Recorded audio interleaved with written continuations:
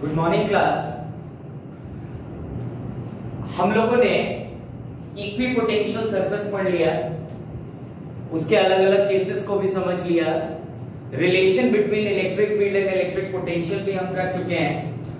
आज हम लोग electric potential due to dipole axial और इक्वेटोरियल दोनों पे निकाल चुके हैं। ठीक है, अब अगर मान लो हमें कोई ना इक्वेटोरियल लाइन पे हो पॉइंट P और ना एक्सियल लाइन पे हो, और तब हमें इलेक्ट्रिक पोटेंशियल निकालने को कहे तो क्या फॉर्मूला होगा उसको अपन समझते हैं। ठीक है, तो सब लोग हेडिंग डालेंगे electric potential, write down electric potential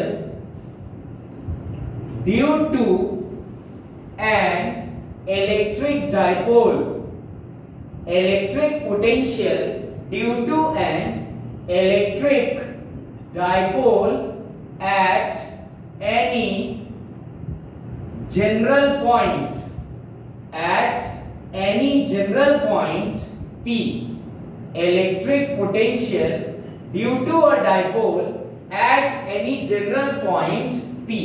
अब हमको ये पता है बेटा कि potential due to a point charge, potential due to a point charge at any point P, at any point P हमें पता है ये होता है KQ by R। ये सब हम जानते हैं बेटा, और मैंने आपको बताया हुआ है कि जब पोटेंशियल की बात हो या पोटेंशियल एनर्जी की बात हो तब हम चार्ज को साइन के साथ लेते हैं। अगर चार्ज पॉजिटिव है तो पॉजिटिव और अगर चार्ज नेगेटिव है तो नेगेटिव। ठीक है, तो देखो मान लो हमारे पास ये एक डाइपोल सिस्टम है। Let suppose this is plus Q and this is minus Q. Dipole system के बारे में हम सब लोग जानते हैं बेटा। डाइपोल सिस्टम क्या होता है? Combination of two small magnitude charge, opposite in nature, same in magnitude, separated by a small distance. तो मान लो ये हमारे पास जो डिस्टेंस है इसको अपन क्या लेते हैं बेटा?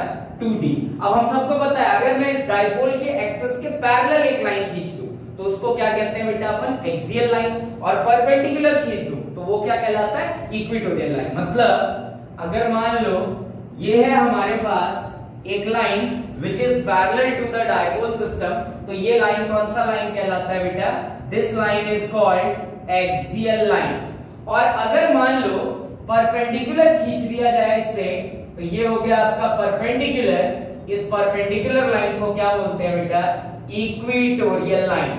तो अब मैंने क्या कहा कि पॉइंट P ना एक्सियल पे और ना इक्वेटोरियल पे, किसी जनरल पॉइंट पे है। तो मान लो यहां कहीं पे है पॉइंट P, लेट सपोज यहां पे, और ये इसके सेंटर से कुछ r डिस्टेंस दूर है। इस पॉइंट को मैं O मान लेता हूं और ये एंगल है थीटा। अच्छा, आप सबको अगर कंडीशन याद हो डाइपोल के लिए तो डाइपोल में हम कंडीशन एक पढ़ते हैं बेटा कि r की वैल्यू बहुत ज्यादा बड़ी होती है किससे? d से। ठीक है, ये कंडीशन है डाइपोल का, r is very greater than what बेटा? d। r मतलब वो पॉइंट जहां पे हम इलेक्ट्रिक पोटेंशियल निकालते हैं या इलेक्ट्रिक फील्ड निकालते हैं। ठीक है, क्लियर बात? तो देखो ये जो पॉइंट P है ये ना एक्सियल पे है और ना इक्वेटोरियल पे है, ये किसी जनरल पॉइंट पे है। क्लियर है बात सबको? तो इस जनरल पॉइंट P पे हमें क्या निकालना है बेटा? We have to find electric potential. तो देखना जरा ध्यान से, अगर तुम इस फोटो को देखो तो ये पॉइंट P एक चार्ज है प्लस क्यू और एक चार्ज है माइनस क्यू। तो ये पॉइंट P प्लस चार्ज से दूर है और माइनस चार्ज से नजदीक है। तो जब मैं इस P पॉइंट पे नेट इलेक्ट्रिक पोटेंशियल निकालूंगा ना तो वो माइनस का साइन आएगा उसके साथ। इसलिए माइनस का साइन आएगा बेटा क्योंकि पॉइंट P जिस पे तुम इलेक्ट्रिक पोटेंशियल निकाल रहे हो ड्यू टू डाइपोल वो नेगेटिव चार्ज के पास है। अगर यही पॉइंट P इस तरफ होता पॉजिटिव चार्ज के पास तो फिर तुम्हारा नेट पोटेंशियल क्या आता बेटा? पॉजिटिव आता। तो ये r डिस्टेंस दूर है हमारे पास पॉइंट P, इस पे हमें इलेक्ट्रिक पोटेंशियल निकालना है due to this dipole system. तो मान लेते हैं बेटा ये जो डिस्टेंस है ये है r1 और ये जो डिस्टेंस है ये है कुछ r2। मतलब प्लस क्यू चार्ज से पॉइंट P का डिस्टेंस है R1 और माइनस Q चार्ज से पॉइंट P का डिस्टेंस है माइनस Q चार्ज से पॉइंट P का डिस्टेंस है R1 और प्लस Q चार्ज से पॉइंट P का डिस्टेंस है R2। तो सवाल समझना, सवाल ये है कि V होता है KQ/R, मतलब माइनस KQ/R और प्लस KQ/R, और R का मतलब होता है बेटा चार्ज से पॉइंट का डिस्टेंस, जिस पॉइंट पे आप इलेक्ट्रिक पोटेंशियल निकालना है। क्लियर है बात सबको? तो अगर तुमको R1 और R2 की वैल्यू मिल जाए तो नेट पोटेंशियल वजह से निकाल सकते हैं, और पोटेंशियल तो हमें पता है स्केलर क्वांटिटी होती है, तो पोटेंशियल माइनस Q चार्ज की वजह से plus potential plus Q charge की वजह से P पॉइंट पे नेट पोटेंशियल मिल जाएगा। तो अगर हमें P पॉइंट पे, जो कि कोई जनरल पॉइंट है, इस P पॉइंट पे अगर इलेक्ट्रिक पोटेंशियल निकालना है दोस्तों, तो हमें R1 और R2 इन दो की वैल्यू चाहिए। क्लियर हो रही है बात सबको? तो अब देखो ध्यान से हमें क्या करना है, कैसे करना है और क्या करें R1 और R2 की वैल्यू निकालने के लिए। तो R1 और R2 की वैल्यू निकालने के लिए हमें क्या है बेटा कि थोड़ा सा कंस्ट्रक्शन करना है। क्या कंस्ट्रक्शन करना है? देखो मैं पॉइंट्स के नाम दे देता हूं। इसको मान लेते हैं A, ये O है, और इसको मान लेते हैं C। क्लियर बात सबको? तो हमारे पास एक पॉइंट हो गया A, एक पॉइंट हो गया O, एक पॉइंट हो गया C और एक पॉइंट हो गया P। मेरा काम है बेटा R1 और R2 की वैल्यू फाइंड करना। ठीक है, R1 और R2 की वैल्यू मैं फाइंड करना चाहता हूं। क्लियर हो रही है बात सबको? तो देखो मैं क्या करता हूं, ये जो पॉइंट C है ना, इस पॉइंट C से एक परपेंडिकुलर ड्रॉप करता हूं OP पे। ठीक है, समझना बात को ध्यान से। यहां मैं लिख देता हूं drop a perpendicular from point C, drop a perpendicular from point C on OP at X। तो मैं क्या कर रहा हूं, देखो बेटा इस C से एक परपेंडिकुलर ड्रॉप कर दिया मैंने OP लाइन पे, और इस पॉइंट को मैंने क्या कह दिया, X कह दिया। क्लियर है बात सबको? समझ में आया? इसी तरीके से एक और परपेंडिकुलर ड्रॉप करता हूं। तो देखो drop a perpendicular from O on AP at Y। ठीक है बेटा?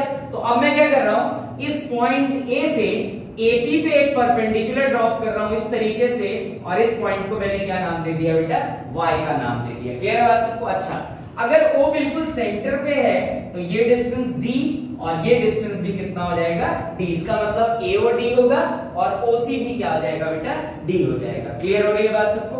तो अब हमें अगर एक ट्राइंगल दिख रहा हो, इन ट्राइंगल देखना OXC, ये डिस्टेंस कितना है बेटा, D, और ये एंगल कितना है, थीटा, और ये एक परपेंडिकुलर लाइन है, मतलब XC परपेंडिकुलर वाला है, ये डिस्टेंस D है और ये थीटा है। तो अब अगर मैं इसको ब्रेक करके लिखूं, मतलब कॉस और साइन में, तो जो OX की वैल्यू आ जाएगी, समझना OX की वैल्यू, ये जो D है ये इस लाइन से एंगल बना रहा है OX वाले लाइन से, तो हमको पता है कि जिस लाइन से एंगल बनता है वहां कॉस और दूसरा साइन, तो ये OX जो हो जाएगा OX, ये अगर मैं यहां मार्क कर दूं तो ये जो OX है ये कितना हो जाएगा बेटा, D cos थीटा, और OC कितना हो जाएगा बेटा, OC हो जाएगा D sin थीटा। तो हम लिख सकते हैं OX इज इक्वल टू क्या बेटा, D cos थीटा। तो OX की वैल्यू हमें क्या मिल गई, D cos थीटा। क्लियर है बात सबको? अब इसी तरीके से अगर हम AY की बात करें, AY की, तो देखो बात ऐसी है बेटा कि R ना बहुत बड़ा है D से, तो R अगर बहुत बड़ा है D से ना, तो हम ऐसा मान के चलते हैं कि ये जो AP वाली लाइन है ना, इसका जो एंगल होगा ना वो भी OP के इक्वल ही होगा, तो इस एंगल को भी हम थीटा ही मानते हैं। तो आगे वही चीज बेटा, अब हमारे पास इन ट्राइंगल हम लिख सकते हैं AYO, अगर ये लाइन D है और ये थीटा है, तो वापस से AY कितना हो जाएगा बेटा, D cos थीटा। तो AY की अगर वैल्यू की बात की जाए तो AY is again equals to कितना बेटा, D cos थीटा। इतना बहुत ध्यान से समझने की कोशिश करना, ठीक है? चल अब अगर तुम ध्यान से देखो तो ये जो OP लाइन है, OP, इसको अपन ब्रेक करके लिख सकते हैं, OP इज इक्वल्स टू, लिखा जा सकता है बेटा देखना, OX प्लस XP। तो OX प्लस XP हम इसको लिख सकते हैं, OX प्लस xp। ठीक है, इसको हमने ब्रेक करके लिख दिया। अब बात ऐसी है कि r बहुत बड़ा है d से, तो इसलिए ना ये जो लाइन होगी ना xp, ये लगभग इक्वल हो जाएगी किसके बेटा, cp के। तो हम ऐसा कह सकते हैं कि xp is approximately equals to क्या, cp। तो मतलब इस इक्वेशन में xp की जगह cp लिख सकते हैं, तो लिखा जा सकता है op is equals to ox plus cp and op is approximately equals to ox plus क्या बेटा, cp। क्लियर हो रही है बात सबको। अब अगर मैं आगे बढ़ूं तो देखो ध्यान से, सेम टू सेम दूसरी तरफ भी करना है हमें। तो अगर दूसरी तरफ करके देखते हैं तो यहां से अगर वैल्यू की बात की जाए तो देखो OP की वैल्यू तो पता है ना R है, तो OP इज इक्वल्स टू लिखा जा सकता है R, और OX की वैल्यू हमें पता है d cos थीटा, और XP की जगह हमने CP लिख दिया। तो OP is approximately equals to लिखा जा सकता है OX that is d cos theta plus, अब xp की जगह तो cp लिख दिया, तो cp की वैल्यू तो हम जानते हैं कितनी है बेटा, cp की वैल्यू इट इज r1, और op की वैल्यू कितनी है r, तो r is approximately equals to d cos theta plus r1। तो यहां से r1 is approximately equals to कितना आ जाएगा, r minus d cos theta. तो देखो अब काम आसान हो रहा है हमारे लिए, r1 की वैल्यू हमें मिल गई, इसी तरीके से r2 की वैल्यू निकाल लेंगे।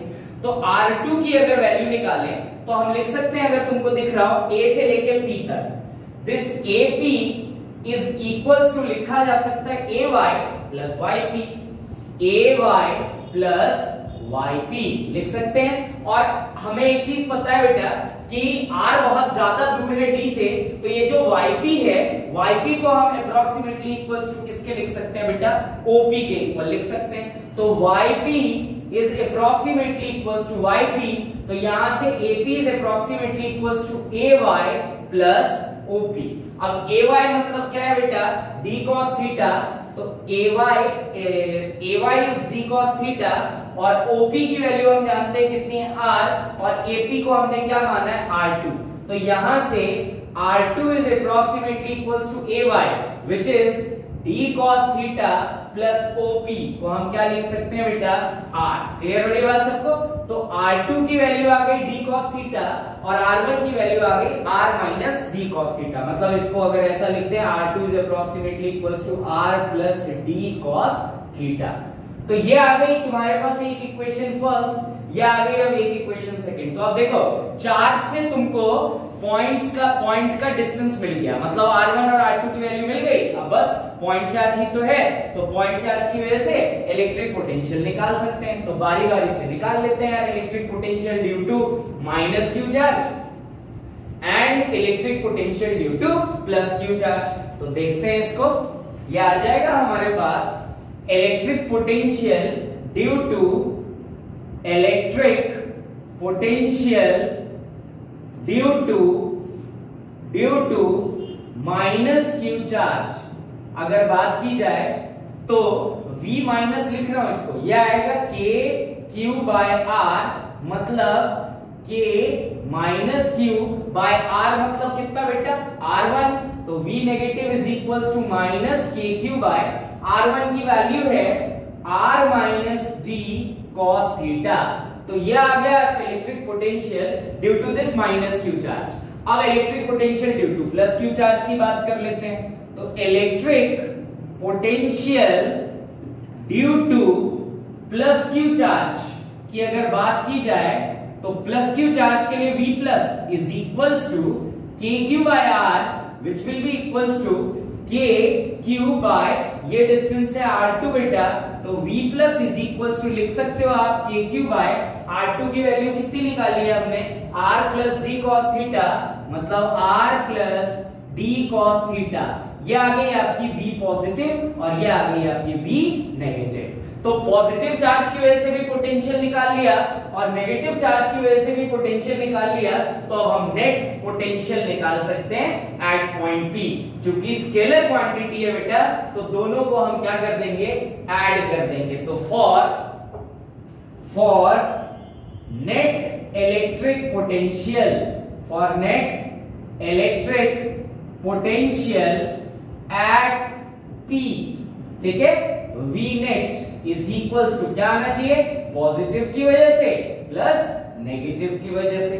तो हम लिख सकते हैं V net is equals to positive charge की वजह से जो पोटेंशियल आया हुआ है KQ by R plus D का स्क्वायर, और साथ में V नेगेटिव की वजह से कितना आया बेटा, minus KQ by R minus D cos theta. तो हम लिख सकते हैं it is KQ by R plus D cos theta minus KQ by R minus D cos theta. यह आ गया net potential at point P। तो V नेट को लिखा जा सकता है, KQ को हमने कॉमन निकाल दिया तो 1 upon R plus D cos theta minus 1 upon R minus D cos theta. अब एलसीएम ले लेते हैं तो क्या बन जाएगा बेटा, V net is equals to KQ, नीचे आ जाएगा आपके पास R square minus D square cos square theta, आ जाएगा बेटा R square minus D square cos square theta, और ऊपर क्या आ जाएगा R minus D cos theta minus R minus D cos theta. तो ये R और R ये कैंसल्ड, तो अब हमारे पास कितना आ जाएगा वैल्यू बेटा, माइनस और माइनस तो प्लस, और साइन माइनस का D cos थीटा और D cos थीटा मतलब माइनस 2D cos थीटा, और KQ पहले से है और नीचे R square minus D square cos square theta. तो V net is equals to आ गया तुम्हारे पास minus 2KQD cos theta upon R square minus D square cos square कितना बेटा, थीटा। देखो माइनस D cos थीटा और माइनस D cos थीटा, तो माइनस 2D cos थीटा आ गया। अब हम सब जानते हैं बेटा कि R के कंपैरिजन में D cos थीटा की वैल्यू बहुत छोटी है, तो D cos थीटा को हम क्या कर सकते हैं बेटा, नेग्लेक्ट कर सकते हैं। तो क्या आ जाएगा, V net is equals to minus 2KQD cos theta upon, सिर्फ नीचे क्या आ जाएगा R स्क्वायर, क्योंकि D cos थीटा तो क्या हो जाएगा बेटा, नेग्लेक्ट हो जाएगा। अब हम सब जानते हैं कि एक डाइपोल का डाइपोल मोमेंट होता है, तो डाइपोल मोमेंट जो होता है जिसको P से लिखा जाता है वो होता है Q into 2D, separation between the charge. तो 2 है, Q है और D है, तो इसकी जगह अपन P लिख सकते हैं। तो V net is equals to minus, देखो K आ गया, P आ गया, cos थीटा अपॉन क्या आ गया बेटा, R square.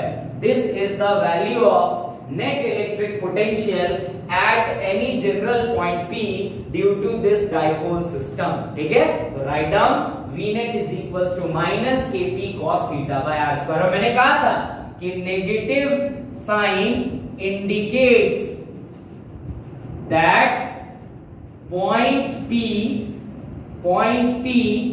is near to minus Q charge of the dipole system. यही पॉइंट P अगर इस तरफ होता ना तो फिर क्या होता बेटा, ये पॉजिटिव आंसर आता। तो इस चीज को याद रखेंगे, minus KP cos theta by R square. तो अब इतना कॉपी कर ले, अब एकदम आसान हो गया। देखो सबसे जनरल फॉर्मूला, अगर मान लो पॉइंट P एक्सियल पे आ जाए, तो अगर पॉइंट P एक्सियल पे आ गया तो cos थीटा की वैल्यू 0, तो अगर cos थीटा 0 तो cos 0 1, मतलब minus KP by R square. Equatorial पे चला गया तो हमें पता है इक्वेटोरियल पे इलेक्ट्रिक पोटेंशियल 0 होता है due to dipole. cos theta की वैल्यू कितनी हो जाएगी, 90, cos 90 कितना होता है 0, तो V नेट कितना आ जाएगा 0। तो this will be the most general formula for electric potential due to the dipole. तो इतना कॉपी कर लें, फिर हम इससे आगे बढ़ते हैं।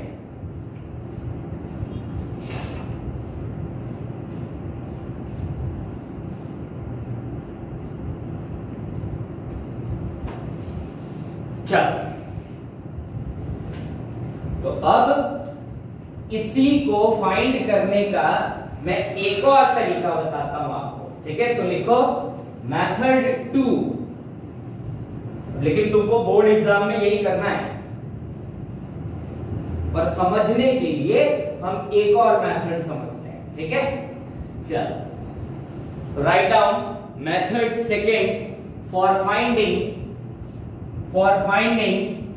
electric potential due to dipole, electric potential due to dipole at any general point P, at any general point P।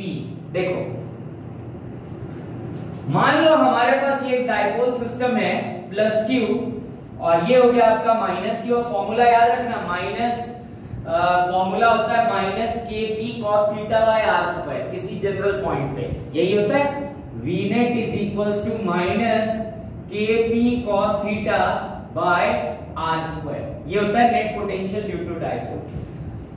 यहां पे है हमारे पास पॉइंट P, और इस पॉइंट को अपन ने माना O, ये एंगल हो गया थीटा, और इस पॉइंट पे इलेक्ट्रिक पोटेंशियल निकालना था जो कि इस O पॉइंट से कुछ r डिस्टेंस दूर है। ठीक है, तो आप देखो, मुझे एक चीज पता है कि एक होता है डाइपोल मोमेंट।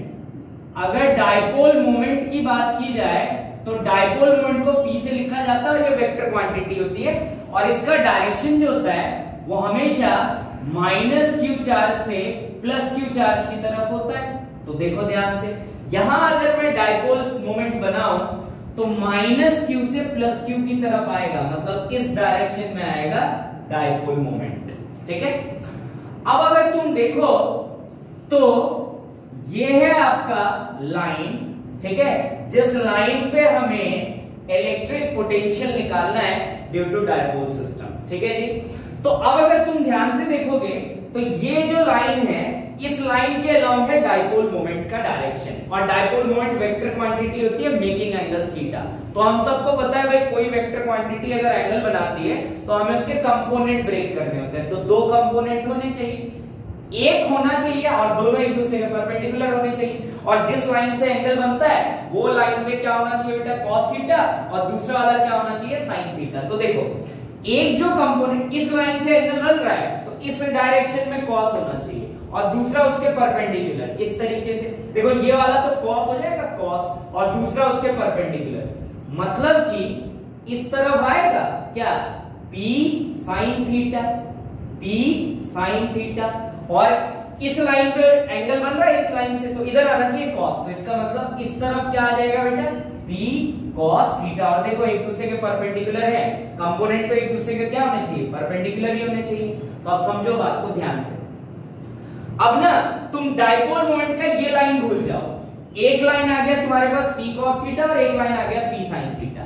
अब सोचो, ये जो लाइन है, ये वाली लाइन, ये एक्सियल की तरह ट्रीट करेगी, और ये वाली लाइन किसकी तरह ट्रीट करेगी बेटा, इक्वेटोरियल की तरह, क्योंकि अगर ये एक्सियल है तो एक्सियल से परपेंडिकुलर क्या होता है, इक्वेटोरियल। और हमें पता है कि पोटेंशियल ऑन इक्वेटोरियल लाइन तो क्या होता है, जीरो होता है, तो उसको तो सोचना ही नहीं है, सिर्फ इक्वेटोरियल के अलोंग चाहिए अपन को। तो सिर्फ अगर इक्वेटोरियल के अलोंग तुमको याद हो भाई, इक्वेटोरियल के अलोंग तो जीरो होता है, और अगर एक्सियल लाइन के अलोंग बात की जाए, आपको याद हो एक्सियल के अलोंग कितना होता है बेटा, K P by R square, K P by R square. पर अब तुम्हारे पास पी नहीं है, अब तुम्हारे पास instead of P P cos theta है बेटा, तो V axial is equals to क्या लिख सकते हो, K P cos theta by R square. और देखना, पी कॉस थीटा ना नीचे की तरफ है, तो अगर ये नीचे की तरफ है तो एक माइनस का साइन, तो एकदम simple, V axial is equals to आ गया minus K P cos theta by R square. तो इसका मतलब वी नेट क्या होना चाहिए, V equatorial plus V axial. और हमको पता है इक्वेटोरियल में तो जीरो होता है, एक्सियल में कितना, minus K P cos theta by R square. इसका मतलब V net is equals to कितना आ गया, minus K P cos theta by R square. यही हमने पहले भी निकाला था। तो अब इसको कॉपी कर लें, फिर हम अब इससे आगे देखेंगे क्या हो सकती है और बातें। ध्यान से समझ के करना।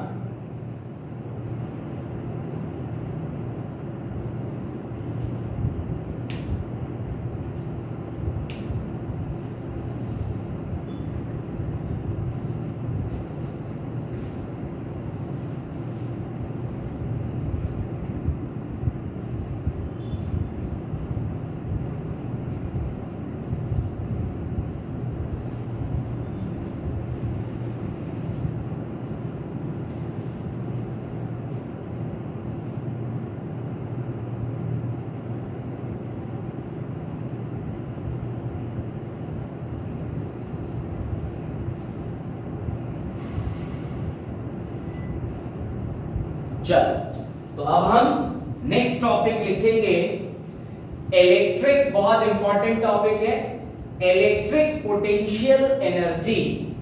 Right down electric potential energy of a dipole, electric potential energy of a dipole when placed in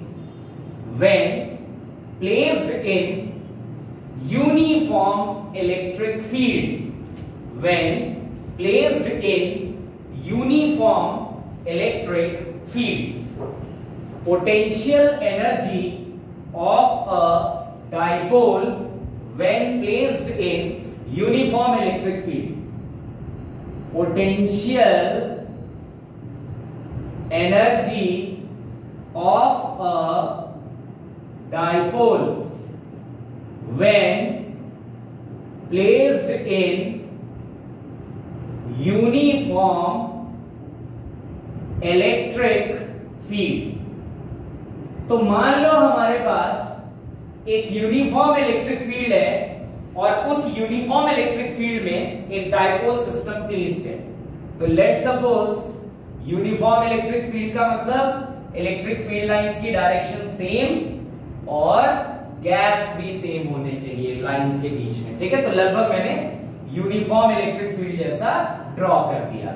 अब मान लो इस यूनिफॉर्म इलेक्ट्रिक फील्ड में हमारे पास दो चार्ज हैं बेटा, डाइपोल सिस्टम मतलब दो चार्ज, एक माइनस क्यू और एक प्लस क्यू। इनके बीच का सेपरेशन लेट सपोज है 2d और हमें इस सिस्टम का पोटेंशियल एनर्जी निकालना है। तो देखो पहले भी मैं बता चुका हूं कि इलेक्ट्रिक फील्ड में जब हम किसी चार्ज को रखते हैं तो उस पर फोर्स लगता है और उस फोर्स का मैग्नीट्यूड होता है F = QE। अगर चार्ज पॉजिटिव है तो डायरेक्शन ऑफ फोर्स होता है बेटा opposite along with the direction of electric field, और अगर चार्ज नेगेटिव है तो opposite to the direction of electric field. तो देखो दोनों पे फोर्स लगेगा, बहुत अच्छी बात है, फोर्स लगा देते हैं। तो ये माइनस क्यू चार्ज है, इस पे जो फोर्स लगना चाहिए इस तरफ F = QE opposite to electric field, और ये प्लस क्यू है, इस पे फोर्स इस तरफ F = QE along the direction of electric field। तो हम लिखेंगे if charge is placed in electric field it experiences force F = QE। ठीक है बेटा, तो डाइपोल सिस्टम में चार्ज होता है और हमने इसको इलेक्ट्रिक फील्ड में रखा, मतलब दोनों चार्ज पे फोर्स लगेगा, नेगेटिव वाले पे अपोजिट टू इलेक्ट्रिक फील्ड और पॉजिटिव वाले पे along the direction of electric field. अब देखो हमें ना पोटेंशियल एनर्जी का सिर्फ एक फॉर्मूला पता है, पोटेंशियल एनर्जी डिफरेंस का जो फॉर्मूला होता है बेटा वो होता है U final - U initial = negative of work done by internal and conservative force. ठीक है बेटा, तो अब बात ऐसी है कि अगर तुमको पोटेंशियल एनर्जी डिफरेंस की बात कर रहे हैं हम, तो कम से कम 2 पॉइंट चाहिए, पोटेंशियल एनर्जी डिफरेंस तो तभी डिफाइन हो सकता है। तो मान लो अभी इनिशियली ये जो डाइपोल सिस्टम है ये इलेक्ट्रिक फील्ड के साथ कुछ थीटा एंगल के साथ रखा हुआ है। ठीक है, मैं यहां लिख देता हूं let initially the dipole system is placed in electric field with making angle theta। ठीक है बेटा, तो ये डाइपोल सिस्टम शुरुआत में इस तरीके से रखा हुआ है कि इलेक्ट्रिक फील्ड के साथ ये कुछ एंगल बना रहा है, कितना, थीटा। अब चूंकि हमको पोटेंशियल एनर्जी डिफरेंस में 2 पॉइंट चाहिए, तो मान लो हम इस डाइपोल सिस्टम को कुछ θ1 से θ2 रोटेट कर रहे हैं, क्योंकि देखो फोर्स तो कैंसिल हो जाएगा बेटा, और हम पहले भी पढ़ चुके हैं यहाँ पे कौन एक्टिवेट होगा, टॉर्क। क्लियर है बात सबको? तो ये मान लो θ1 से θ2 तक रोटेट हो रहा है। तो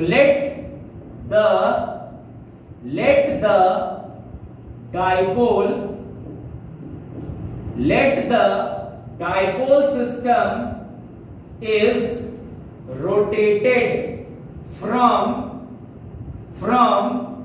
एंगल θ1 to θ2। तो देखो θ1 हमारे लिए इनिशियल पॉइंट हो जाएगा और θ2 हमारे लिए फाइनल पॉइंट हो जाएगा। तो मैं क्या कर रहा हूं बेटा, इसको θ1 से θ2 तक रोटेट करवाऊंगा। क्लियर है बात सबको? तो अब अगर इसको रोटेट करवाएं तो अब देखना मैं नई पोजीशन बनाऊंगा इसकी, एकदम नई पोजीशन, ध्यान से देखना बेटा, है ना। यहां भी एक इलेक्ट्रिक फील्ड बना देते हैं। θ1 से θ2 रोटेट करवाएंगे हम। तो देखो अभी ये रोटेट होके मान लो यहां पहुंच गया, तो अगर यहां पहुंचा तो ये स्वीप होके यहां पहुंचेगा चार्ज इस तरीके से, और ये वाला चार्ज स्वीप होके यहां पे पहुंचेगा। बहुत ध्यान से समझने की कोशिश करना, फोटो थोड़ा सा कन्फिगर्ड होगा। तो देखो ये चार्ज स्विच होके यहां पहुंच गया, और क्योंकि रोटेशन होगा, और ये चार्ज स्विच होके यहां पहुंच गया। क्लियर हो रही है बात सबको? ठीक है। तो अब अगर हम देखें तो टोटल डिस्टेंस तो 2d है ना, मतलब आधा डिस्टेंस कितना हो जाएगा बेटा, d। इस एंगल को यहां बना लेते हैं, ये यहां से थीटा, और ये हो गया एक्सिस ऑफ रोटेशन, और ये यहां से लेके यहां तक ये भी कितना हो जाएगा, d। अच्छा ये एंगल अगर थीटा है तो ये एंगल भी थीटा हो जाना चाहिए। क्लियर हो रही है बात सबको? तो डाइपोल सिस्टम जब t is equals to t पे था, when t is equals to t, तो theta is equals to theta था। अब अगर मान लो मैंने छोटा सा टाइम बढ़ा दिया, मतलब t प्लस dt, तो बिल्कुल जरा सा एंगल बदल जाएगा।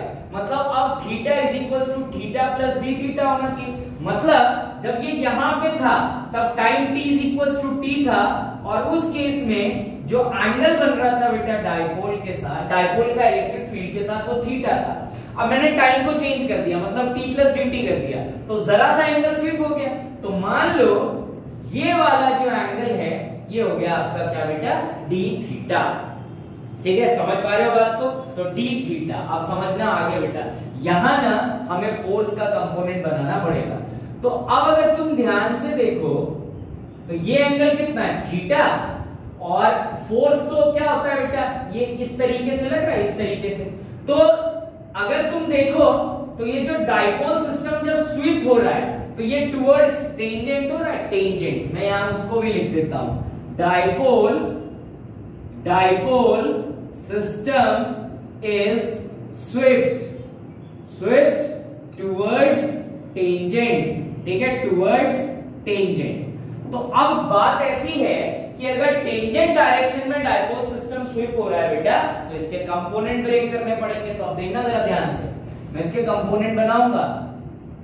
ठीक है, एक तो होगा टेंजेंट की तरफ, देखो ये एंगल थीटा, तो फोर्स का ये एंगल भी थीटा। तो अब इस लाइन से एंगल बन रहा है, तो इस तरफ क्या आना चाहिए बेटा, QE cos थीटा, और इस तरफ क्या आना चाहिए, QE sin थीटा। मतलब फोर्स का एक कंपोनेंट सेंटर की तरफ है और फोर्स का एक कंपोनेंट टेंजेंट की तरफ है। क्लियर है सबको? टेंजेंट की तरफ QE sin थीटा और सेंटर की तरफ QE cos theta. Same to same यहां भी देख लेते हैं, ये एंगल भी कितना हो जाएगा, थीटा, तो इसके कंपोनेंट कर देते हैं फोर्स के। तो एक इस तरफ और दूसरा इसके परपेंडिकुलर, मतलब इस लाइन पे क्या आ जाएगा बेटा, QE cos थीटा, और इस लाइन पे क्या आ जाएगा, QE sin थीटा। क्लियर हो रही है बात सबको?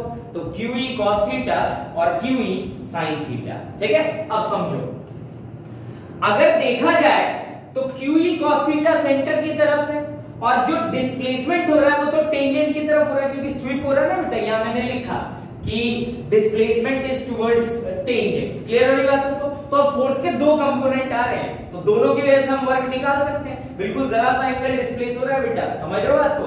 तो अगर हम देखें तो for force QE cos theta, ये किस तरफ एक्ट हो रहा है बेटा, टुवर्ड्स सेंटर, और डिस्प्लेसमेंट किस तरफ है, and displacement is towards tangent. Displacement है टेंजेंट की तरफ और फोर्स है सेंटर की तरफ। तो सेंटर मतलब टुवर्ड्स नॉर्मल, तो टेंजेंट और नॉर्मल के बीच में कितना एंगल होता है, 90। इसका मतलब थीटा इज इक्वल्स टू कितना हो गया, 90 बिटवीन फोर्स एंड डिस्प्लेसमेंट। तो work done due to QE cos theta theta कितना आ जाना चाहिए 0, क्योंकि एफ डी कॉस थीटा होता है और कॉस 90 तो कितना हो गया 0। तो work done due to Q E cos theta हमें क्या मिला बेटा 0। ठीक है, अब हम पता लग गया हमें कि अगर work done along Q E cos theta 0 है तो work done along Q E sine theta कुछ निकलेगा। तो देख लेते हैं क्या निकलेगा। तो देखा जाए अगर तो work done due to Q E sine theta की अब हम बात करेंगे। तो work done due to Q E sine theta बिल्कुल जरा सा वर्क डन होगा dw work done due to Q E sine theta is equals to force into displacement into cos theta. तो अब देखो Q E cos theta Q E sine theta जो है वो टुवर्ड्स टेंजेंट है और डिस्प्लेसमेंट भी टुवर्ड्स टेंजेंट है। तो इसका मतलब थीटा की वैल्यू कितनी हो जाएगी 0। तो work done due to Q E sine theta क्या मिल जाएगा फोर्स डिस्प्लेसमेंट cos 0 1 होता है बेटा।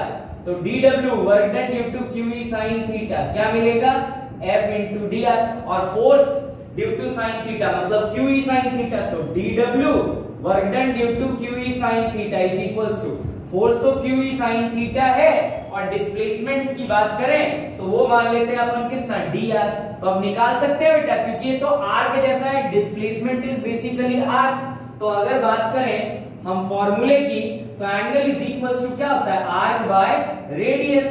तो एंगल कितना है बेटा d थीटा, आर्क को dr माना अपॉन रेडियस। तो अगर अब आप रेडियस की बात करते हैं बेटा तो रेडियस को d मान लो, यहां से लेके यहां तक ये d है तो क्या आ जाएगा d theta is equals to dr by कितना d। तो यहां से dr इज इक्वल्स टू कितना आ गया d थीटा।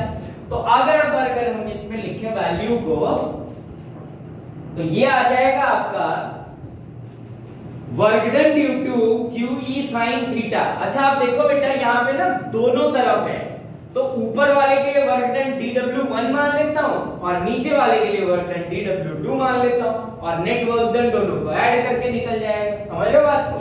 तो हम कहेंगे dw1 मतलब यही, इसको ऊपर वाले की वजह से dw1 और नीचे इसकी वजह से तो क्यू ई cos थीटा की वजह से ये भी 0, तो इसकी वजह से भी वर्क डन निकलेगा क्यू ई sin थीटा, इसको मैं dw2 मान लूंगा। तो dw1 is equals to Q E sin theta dr की वैल्यू क्या है इनटू d और साथ में क्या बेटा d थीटा। तो ये आ गया वर्क डन ऊपर के लिए। अब इसी तरीके से नीचे वाले की वजह से भी वर्क डन आ जाएगा, इसको मैं dw2 लिख देता हूं तो ये आ जाएगा Q E sin theta into d theta. तो अब अगर dw नेट की बात की जाए बेटा तो क्या आ जाएगा dw1 प्लस dw2। तो dw net is equals to क्या मिलेगा बेटा आपको Q E sine theta D theta plus Q E sine theta D theta. तो ये तो 2 टाइम्स हो जाएगा, 2 टाइम्स तो 2 into Q into E into D theta. तो dw net is equals to क्या आ जाएगा 2 Q E sine theta D और साथ में डी थीटा। ये मिल गया तुमको नेट वर्क डन। क्लियर हो रही बात सबको। अब अगर टोटल वर्क डन निकालना है तो टोटल वर्क डन के लिए हम बातचीत कर सकते हैं। अच्छा उससे पहले देखो Q into 2 into D, P लिख सकते हैं, P is equals to Q into 2 into D होता है डाइपोल मोमेंट। तो dw नेट को क्या लिखा जा सकता है बेटा PE साइन थीटा और साथ में क्या बेटा d थीटा। तो अब अगर मैं इंटीग्रेट करता हूं for net work done we have to integrate both side. लिखेंगे for net work done integrating both side, for net work done integrating both side. तो अगर मैं दोनों तरफ इंटीग्रेट करूं तो dw net is equals to integration इस तरफ क्या आएगा बेटा P sin theta d theta. तो PE sin theta d theta. तो w net is equals to P और E तो कांस्टेंट है, बाहर चला गया sin थीटा d थीटा और लिमिट मैंने बताई थी, इसको कहां से कहां रोटेट करना है बेटा θ1 से θ2 तक रोटेट करना है। अब sin थीटा का इंटीग्रेशन हम सब लोग जानते हैं माइनस cos थीटा होता है बेटा। तो w net is equals to क्या लिखा जा सकता है माइनस PE cos थीटा θ1 से लेके θ2 तक। अब लिमिट डाल देते हैं तो upper limit minus lower limit, तो cos θ2 माइनस cos θ1। तो w net is equals to हमें क्या मिल जाएगा w नेट आएगा आपके पास W net is equals to minus PE, W net is equals to minus PE upper limit that is cos theta 2 minus cos theta 1 lower limit. ठीक है बेटा, क्लियर है बात सबको? तो W net is equals to आ गया minus PE cos theta 2 minus cos theta 1। अब हम सब जानते हैं पोटेंशियल एनर्जी होता है U final minus U initial is equals to negative of work done। तो फाइनल मतलब थीटा 2 और इनिशियल मतलब थीटा 1। तो U theta 2 minus U theta 1 is equals to minus of work done, तो माइनस और ये माइनस प्लस, तो plus PE cos theta 2 minus cos theta 1। Theta 2 मतलब बेटा हमने जहां से इसको घुमाना शुरू किया और थीटा 1 मतलब जहां तक घुमा के इसको क्या कर गए बेटा ले गए। क्लियर हो रही है बात सबको? अब सवाल ये है, देखो जो थीटा की टर्म में आंसर है ना ये थोड़ा रिलायबल नहीं है, तो इसको मैं क्या करता हूं बेटा कोशिश करता हूं किसी और टर्म में लिखने की, किसी और टर्म में अपन ट्राई करेंगे इसको लिखने के लिए। तो देखो किसी और टर्म में कैसे ट्राई कर सकते हैं, इसको मैं एक नई फोटो बनाता हूं। देखो हमारे पास एक डाइपोल सिस्टम था जिसको हमने यूनिफॉर्म इलेक्ट्रिक फील्ड में रखा है और उसको रोटेट कराया है कुछ थीटा 1 से थीटा 2 तक। ठीक है, अब ये थीटा 1 और थीटा 2 यार ये जो एंगल है ना ये प्री डिफाइंड एंगल नहीं है, इसमें मजा नहीं आ रहा।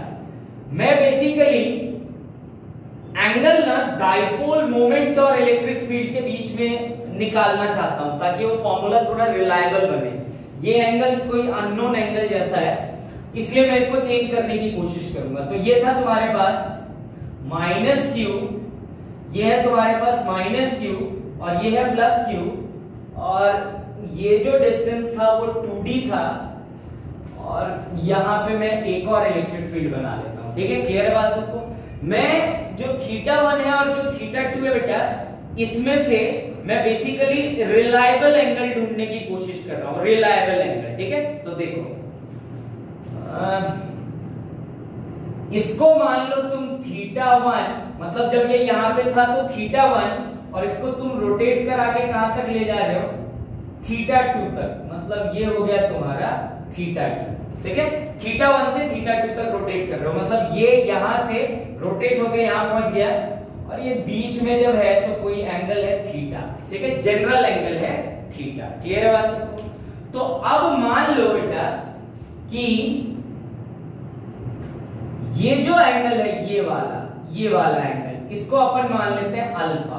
ठीक है, let this angle is alpha और डाइपोल मोमेंट का जो डायरेक्शन होता है वो होता है माइनस क्यू से प्लस क्यू की तरफ। ठीक है, हमने एक रिलायबल एंगल मान लिया alpha.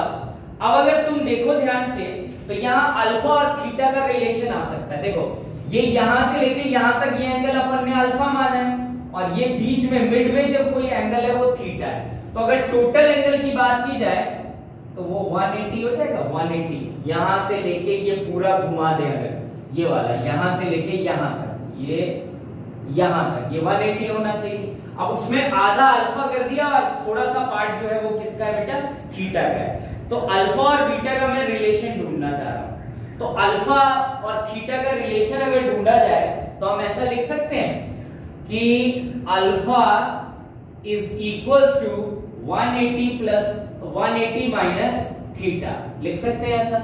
Alpha is equals to या alpha plus theta, sorry alpha plus theta अगर टोटल कर दें तो 180, मतलब वही alpha is equals to 180 minus theta. तो यहां से अगर मैं अल्फा की वैल्यू ढूंढ लूं तो यह आ जाएगा 180 माइनस थीटा, यही होना चाहिए थीटा थीटा थीटा। ठीक है, तो हमारे पास जो एंगल का कॉन्सेप्ट है यहाँ पे वो दो कॉन्सेप्ट है, एक है थीटा 1 और एक है आपके पास थीटा 2 बेटा। तो अब अगर मैं थीटा 1 से थीटा 2 तक रोटेट करा रहा हूं तो अल्फा 1 से अल्फा 2 तक भी रोटेट करा सकता हूं। तो बहुत सिंपल, अगर अल्फा 1 की बात की जाए तो वो 180 माइनस थीटा 1 और अल्फा 2 की बात की जाए तो 180 माइनस कितना बेटा थीटा 2। तो अब जो हमारा रोटेशन है वो अल्फा 1 टू अल्फा 2 के लिए हम बात कर रहे हैं, जहां पे अगर अल्फा की बात की जाए बेटा तो देखो ये है डाइपोल मोमेंट और ये है इलेक्ट्रिक फील्ड। तो अगर अल्फा की बात की जाए तो alpha angle between electric field and dipole moment है और ये रिलायबल एंगल है ज्यादा। तो अब मैं क्या करूंगा, यहां से वैल्यू डाल दूंगा बेटा θ1 और θ2 को मैं अल्फा की टर्म में लिखूंगा, θ1 और θ2 को। तो अगर θ1 और θ2 को अल्फा की टर्म में लिखा जाए तो देखो u alpha 2 minus u alpha 1 मतलब θ2 minus θ1 is equals to PE, और देखना बेटा वो है तुम्हारा cos θ2 माइनस cos θ1, तो इसको मैं लिखो cos alpha 2 minus cos alpha 1, ठीक है, जहां अल्फा का मतलब है angle between electric field and dipole moment. Clear है बात सबको? तो PE cos alpha 2 minus cos alpha 1। अब मैं अल्फा 2 और अल्फा 1 की वैल्यू डाल देता हूं, मतलब इसी टर्म में मैं लिखता हूं 180 की टर्म में। तो देखो क्या आ जाएगा बेटा हमारे पास, ये हो जाएगा PE और ये आया आपका cos 180 minus alpha 2 minus cos 180 minus alpha 1। अब cos 180 माइनस थीटा क्या होता है बेटा, माइनस cos थीटा, तो हम इसको लिख सकते हैं u alpha 2 minus u alpha 1 is equals to PE, यहां से माइनस का साइन बाहर कर दिया, cos alpha 2 minus cos alpha 1 मतलब एक और माइनस हो जाएगा, तो तुम इसको चेंज करके लिख लो सीधा, क्या आ जाएगा minus cos alpha 1 minus cos alpha 2, जहां ध्यान रखो अल्फा मतलब है angle between plus angle between electric field and dipole moment, तो this is more reliable relation, ठीक है। चल तो ये है आपका पोटेंशियल एनर्जी डिफरेंस। अब मैं इलेक्ट्रिक पोटेंशियल की बात करता हूं। तो अगर आपको इलेक्ट्रिक पोटेंशियल निकालना है तो कुछ अजम्पशन करना पड़ता है। तो हम ऐसा मान लेते हैं बेटा कि जब angle between electric field and dipole moment 90 है तब हमारी जो पोटेंशियल एनर्जी है वो कितनी मान लेते हैं डाइपोल सिस्टम की, 0, ठीक है। Let us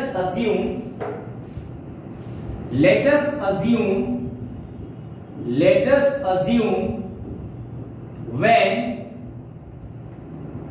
angle between dipole moment and electric field is 90, then potential energy of system is to be कितना बेटा, 0। उस केस में मैं पोटेंशियल एनर्जी को क्या मान लेता हूं, 0 मानता हूं। क्लियर बात? तो किसी अल्फा से मैं 90 तक घुमाऊंगा। Let the dipole is rotate from alpha is equals to alpha to alpha is equals to कितना, 90। इसका मतलब अल्फा 1 अल्फा हो गया और अल्फा 2 कितना हो गया, 90। तो लिख सकते हैं u alpha 2 minus u alpha 1 is equals to PE और cos थीटा 1 मतलब अल्फा 1 माइनस cos अल्फा 2। तो u 90 minus u alpha is equals to PE cos alpha minus cos कितना बेटा, 90। तो minus u alpha is equals to PE into cos साथ में क्या बेटा, अल्फा, ठीक है। तो अब हम यहां से पोटेंशियल एनर्जी का फॉर्मूला निकाल सकते हैं, it is minus PE cos theta cos alpha. तो यहां से हमको पता है डाइपोल मोमेंट वेक्टर है, इलेक्ट्रिक फील्ड वेक्टर है और साथ में क्या है बेटा, cos अल्फा। तो potential energy of a dipole system when placed in uniform electric field is equals to क्या बेटा, negative of dot product between dipole moment and electric field. अब इतना कॉपी कर ले, फिर हम एक स्पेशल केस पढ़ेंगे। तो अगर मान लो तुमको मैक्सिमम पोटेंशियल एनर्जी और मिनिमम पोटेंशियल एनर्जी पूछा जा रहा है, ठीक है, of the dipole when placed in uniform electric field, तो देखो if u max case first, अगर मान लो मैक्सिमम पोटेंशियल एनर्जी की बात कर रहा है बेटा, तो मैक्सिमम पोटेंशियल एनर्जी के केस में कॉस अल्फा की वैल्यू भी क्या हो जानी चाहिए, मैक्सिमम, क्योंकि उसके प्रोपोर्शनल है। और मैक्सिमम करना है तुम्हें तो ये क्या होना चाहिए, -1। तो इसका मतलब अल्फा इज इक्वल्स टू कितना हो जाएगा बेटा, 180 डिग्री, तभी -1 होता है, तो 180 डिग्री। तो U max is equals to -PE cos 180। तो इसका मतलब -1 मतलब PE। तो मैक्सिमम पोटेंशियल एनर्जी का कितना होगा बेटा, PE।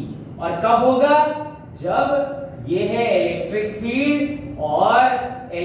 फील्ड और डाइपोल मोमेंट के बीच में कितना एंगल होना चाहिए, 180। तो देखो इलेक्ट्रिक फील्ड इस तरफ और डाइपोल मोमेंट इस तरफ। दूसरी बात, अगर मान लो हमसे पूछा जाए मिनिमम पोटेंशियल, तो इसका मतलब cos अल्फा की वैल्यू मिनिमम होनी चाहिए। तो मिनिमम कितनी होनी चाहिए बेटा, 1 होनी चाहिए। तो इसका मतलब अल्फा की वैल्यू कितनी होनी चाहिए, 0। तो u minimum is equals to -PE cos 0। cos 0 1 होता है, मतलब -P। इसका मतलब मिनिमम पोटेंशियल एनर्जी कब होगा बेटा, जब इलेक्ट्रिक फील्ड की डायरेक्शन में ही कौन हो, डाइपोल मोमेंट। तो ये आएगा मिनिमम और ये आएगा मैक्सिमम। तो बस आज के लिए इतना बहुत है, इतना रिवाइज करें, प्रॉपर नोट्स बनाएं और फिर अगली क्लास में हम कुछ क्वेश्चंस करेंगे और कुछ और बातें पढ़ेंगे।